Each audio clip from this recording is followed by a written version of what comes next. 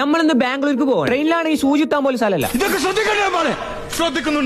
Indian റെയിൽവേയുടെ കക്കൂസിന്റെ അവിടെ നിന്ന് മാത്രം കണ്ടുവരുന്ന ഒരു പ്രത്യേകതരം പാതിരക്കാറ്റിങ്ങോട്ട് വീശാണ്ട് എന്റെ സാറേ.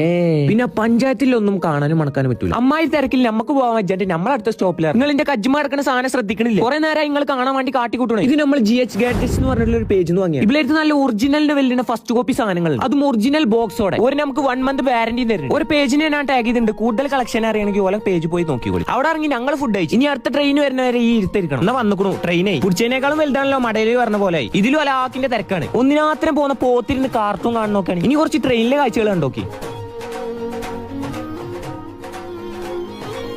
ഇരുന്നിരുന്ന് നേരെ വെളുപ്പിച്ചു. അങ്ങനെ എത്തിക്കണം നമ്മൾ ബാംഗ്ലൂരിൽ. ഇവിടെ നമുക്ക് ഹലാലായ വായനോട്ടം കിട്ടാൻ പാടാണ്. ഹറാമിന്റെ നോട്ടം നമുക്ക് ഇഷ്ടമില്ലാത്തതുകൊണ്ട് നമ്മളവിടെ കുത്തിരുന്നു. അപ്പുറത്തുള്ള ഒരു ഉടുപ്പിൽ കയറി നമ്മളാണ് ഫുഡ് കഴിച്ചു. മെജസ്റ്റിക്കിൽ എത്തിയപ്പോ ഈ ചങ്ങായി റൂമുണ്ട് പറഞ്ഞാൽ നമ്മളാണ് കൊണ്ടുപോയി. പഠിച്ചോ